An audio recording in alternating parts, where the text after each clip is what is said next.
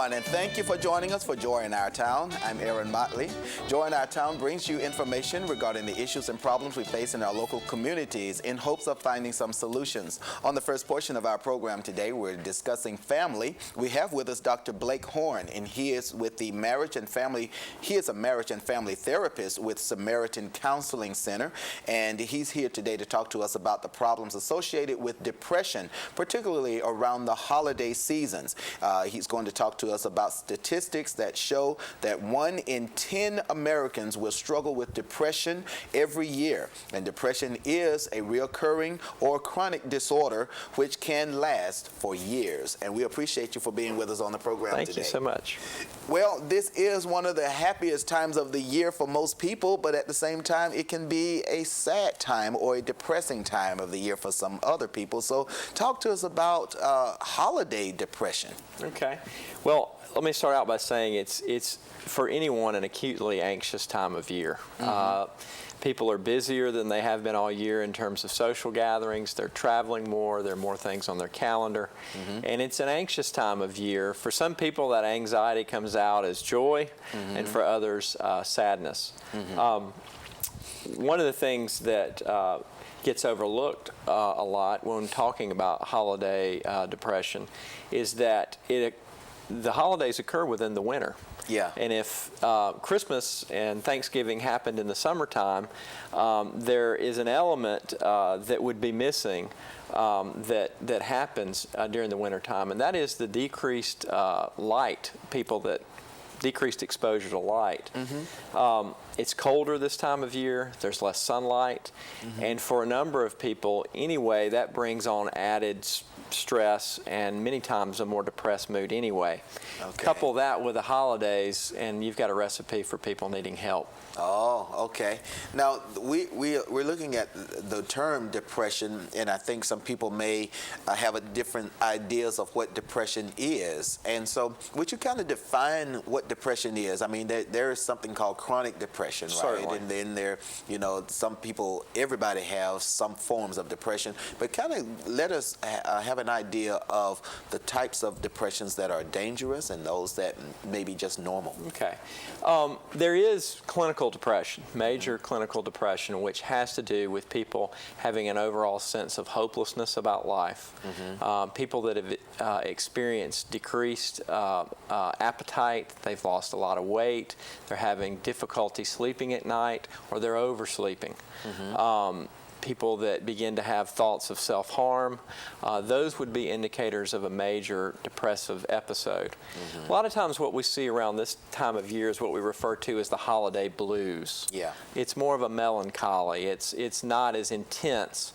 If you thought about major depression being just a consistently dark cloud that seems to hang over a person. And you would think more about holiday blues being an occasional shower, something that can be dealt with but still puts a damper on the time of the year. Yeah, and if depression affects the whole family in some way or another, doesn't it? I mean, even if it's just one individual who is dealing with a form of depression, the entire family is affected in some ways, aren't they? Oh, absolutely. People begin to worry about one another. People begin to overreact to things that that they wouldn't normally overreact to. It can ripple throughout a family and even an extended family. Yeah, I see. Let's talk also about those who experience loss during this time of the year. That's something that can be especially devastating for some people. Talk to us about how people are handling that, and we are going to have you to give us some tips in just a moment of how to deal with it.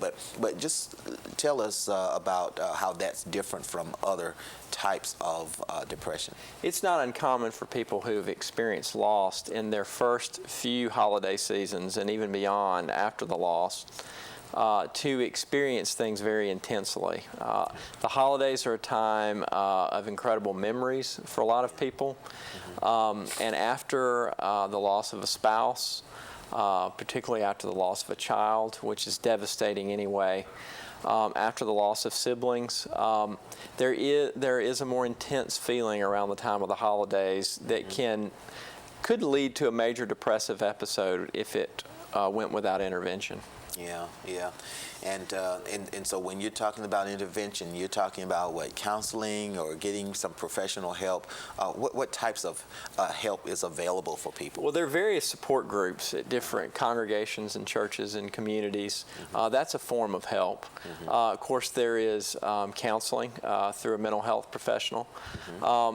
Research has shown that for major depression, when people are in a major depressive episode, that the combination of counseling and pharmacotherapy, medicine, is more effective than either one without the other. So the good news is there's help for this, and that people respond on average very, very well to treatment. Okay, wonderful. Let's look at some other family type situations where the holidays can kind of leave that melancholy feeling or that feeling of doubt, you know, the blues, as you would sometimes call it. Let's look at some groups. What about those who are married, and even those who are divorced, and even single people?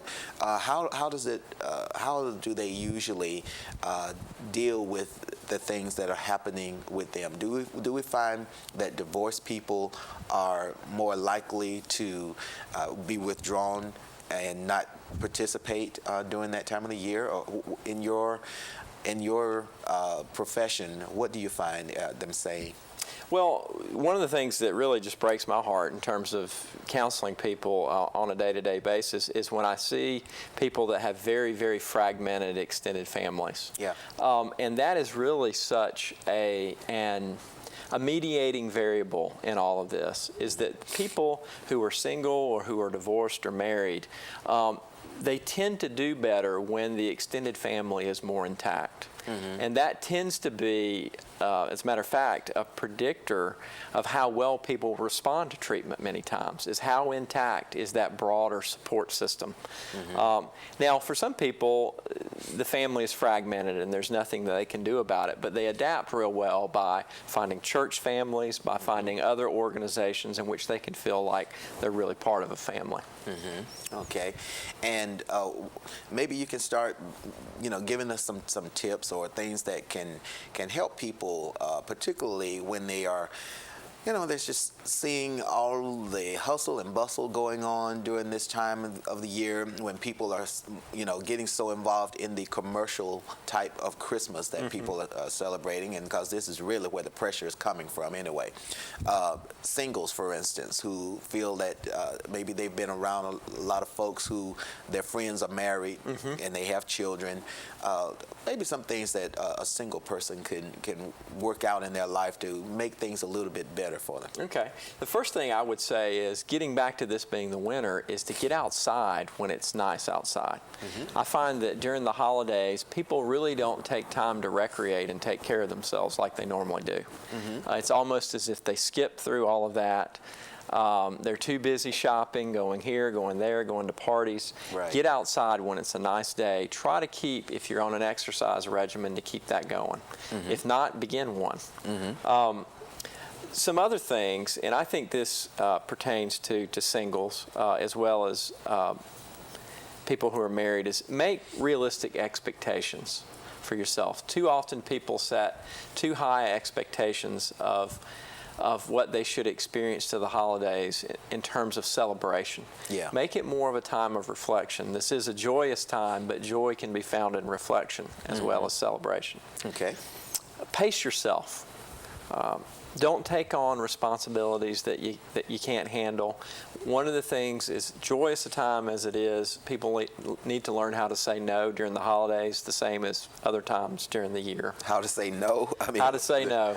How to say no in terms of setting a schedule for the holidays that's realistic. Oh, okay. That's realistic.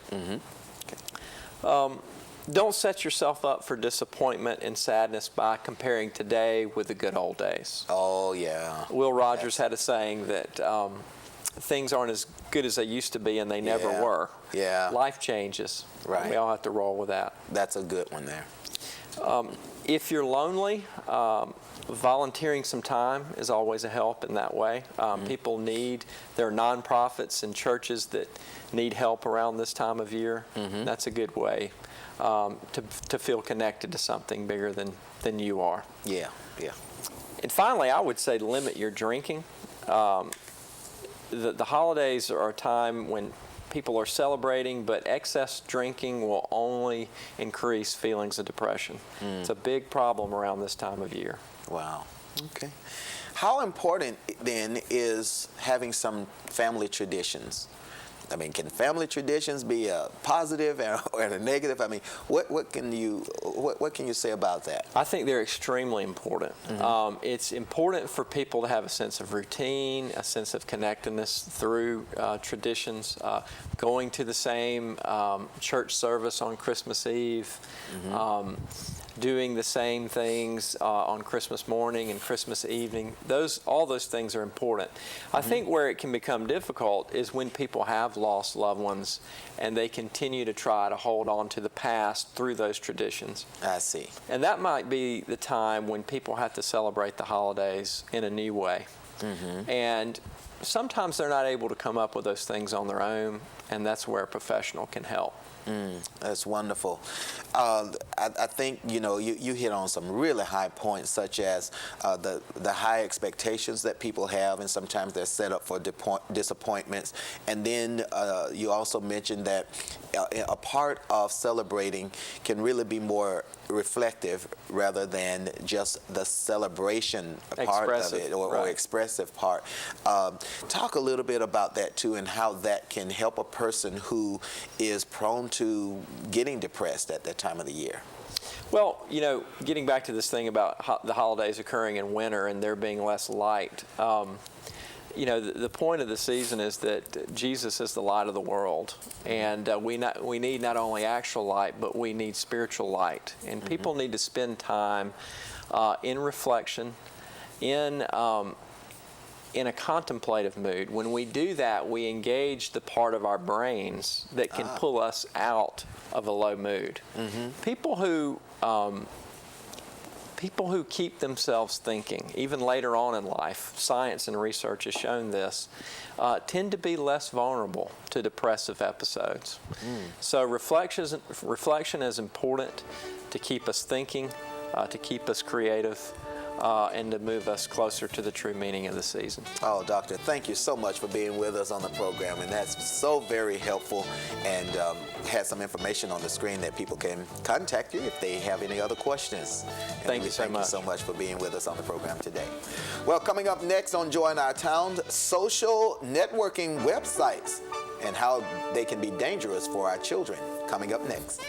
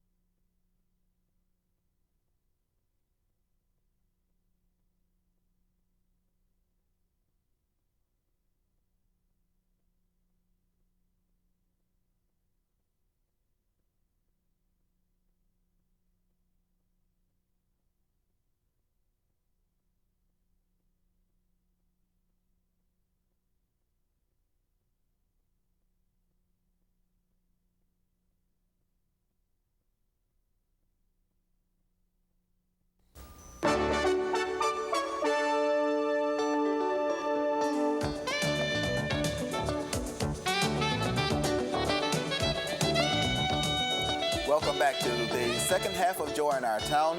On this portion of Joy in Our Town, we're going to be discussing crimes, and we have with us Lieutenant Bill Hoke, and he is with the Tallapoosa County Sheriff's Department. Today, he's going to talk to us about the ongoing efforts of local law enforcement, where undercover agents pose as children, and an effort to trap online predators. And he's also going to talk to us about the social networking websites such as MySpace.com and Facebook.com. And this is where predators lurk and try to engage in conversations with children. We appreciate you for being with us on the program today, sir. Well, I appreciate the opportunity. Thank you. And a very sensitive subject, and we want to kind of look right into what's going on as far as getting online predators caught in this area. First of all, tell us, is this a growing crime in this area? It's a growing crime nationwide, yes. Yeah. And tell us what's been going on in our local area. How many online predators have y'all captured so far? The numbers vary, but what was established was what's called ICAC, Internet Crimes Against Children. Okay. It's a task force which is headed up by Alabama Bureau of Investigations. And right now, presently, there are 30 ICAC, or Internet Crimes Against Children, satellite offices throughout the state of Alabama. And why is there such a great concern right now? Well, basically, the predators now can get online to entice a child, whereas before they had to actually be motorized. They had to be out finding the child, going to the schools, lurking the neighborhoods. Now they can sit anonymously in the confines of their home, getting into the chat rooms that are designed specifically for children, and be able to commute and select the child that they choose to hurt. Okay, you say to hurt. What is it that they want with the children usually? Well, it varies. Sometimes they want a photograph of the child. Sometimes they want to meet the child in person, sexually molest the child. It's a growing crime which starts out as simple chatting, you know, as you have seen on Dateline, to catch a predator. The ultimate goal for several of these predators is to actually meet and have sexual relations with a minor, a child under the age of 16. And what ages do we find that most young people are going to these chat lines? Do you have an age group or a range of ages from what age to what age? Well, there are young people from as young as 8 and 10 on the internet now into chat rooms, but the primary age seems to be 12 to 16. I see. And what are the kids wanting when they go to a chat line? What is the purpose of them usually using a chat line?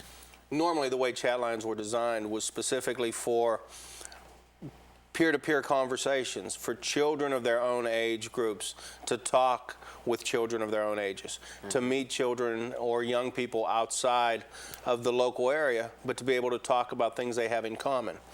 You know, chat rooms have names like cheerleading, sports, and this is where kids go to meet other kids. But unfortunately, there's no way to monitor this, and individuals such as males and females, 20, 30, 40, 50 years of age, can get onto these same chat rooms, pretend to be a child of the same age just to get specific information on a child. I see. Usually, we talked about kids going on these chat lines mainly because they want to socialize with someone of their own age group, for instance, but why do they feel like they need to do it by computer? I don't think they feel they need to. I think they feel that this is the new technology. This is the new age. You know, before you would communicate on the phone or in person.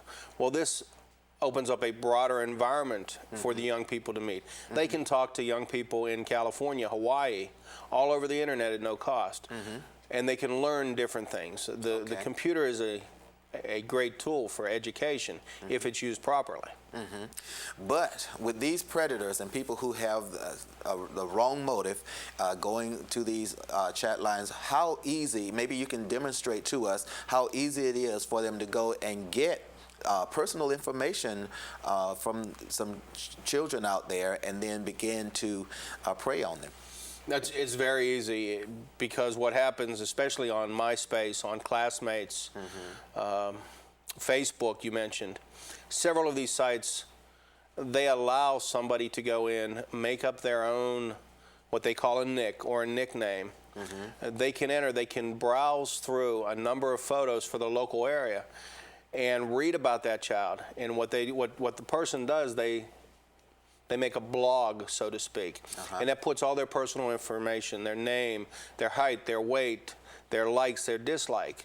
And what this does, this allows a predator to look in and find this information, so when he talks to this specific person, he will have the same likes or dislikes of that person, which, you know, makes them have a common bond, so to speak. I see. And so they have the children have no way of knowing who it is they're actually talking to or communicating with, just because someone says that I am this age, this height, and I'm a cheerleader or whatever, and then they become vulnerable. That's correct. As a matter of fact, I have several undercover names which I use, which indicate I am either a 13 or 14-year-old boy or a girl. And what do you find? I mean, they just what happens when you go online and you say I am so and so and I'm age 14? What usually happens? Well, what I don't do is I don't go out there and tell them anything. I will go into a chat room. A child-specific chat room mainly. And I will just enter the chat room. Once I do, my name, which is a natural nickname, something as example. Girl in Alabama, so to speak. I would use something like that, which then I would automatically receive what they call instant messages or private messages. Where a person would ask me what they call ASL, which is age, sex, and location. At that time, I did not say hi into the chat room or anything. I just entered a chat room and my name appeared on a list of everybody who was in the room. I would then tell the person that I am a 13-year-old female from Alabama. At that time, there is no discussion as to how old I am. That person would then begin to say that he is either 13 or 14-year-old boy. If that was the case, we would terminate a conversation. But several of them would say, I'm a 42-year-old male. Have you ever thought about going out with an older guy? Wow. And at that time, the conversation started, and we would see where it would lead. I see. Okay. Now, how do y'all usually catch these predators? What technique do you use? Well, normally what happens is they will communicate with the individual, the undercover, and at some point they will try to set up a meeting or ask you to send them some letters, or if maybe they can send you some money, a phone to where you could talk, a camera. Once they do that, other agencies will be contacted and we will initiate the appropriate paperwork to do what is necessary to bring this person in, to protect the other children that could be vulnerable. Just like what we see on Dateline now. There are guys who will come up on there and they'll say, well, I know that it could possibly have been a setup, but I just had to follow through anyway. Do y'all come across that kind of a individual? We have several that, when we're talking to them online, will ask us if we are law enforcement, if this is a trap. And it's not a trap. We are not tricking anybody. We are just going out there, and they are doing everything they can to entice a child, to put a child in harm's way, so to speak. So we will never entice anybody, but yes, we've met several who will send, for example, we've had some send us bus tickets as a 13-year-old female to go as far as Texas. Wow. Their motivation can only be one thing. I see.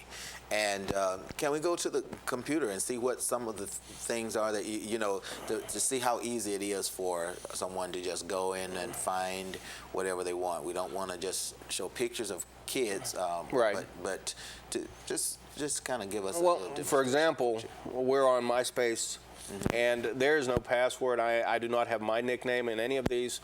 But what a lot of predators will do is they will move their cursor over to the browse button. And what this does, it allows you to search for specific individuals. And for example, we will browse for women. This is not in any specific location, but we will look for individuals within the United States, within 20 miles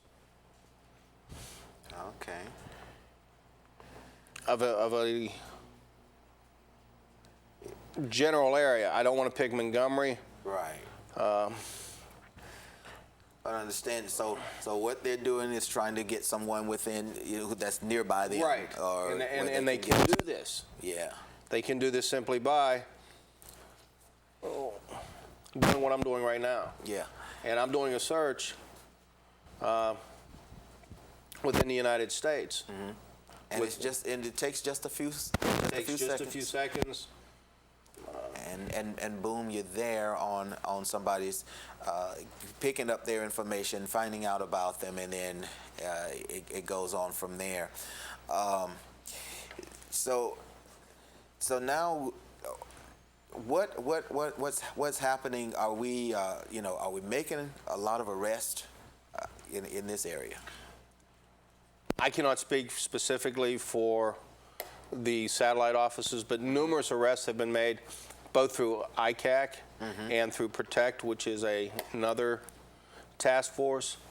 They are constantly performing proactive and reactive enforcement of internet crimes against children. Okay. Is there anything happening now to change any of these websites, even though these websites are very innocent?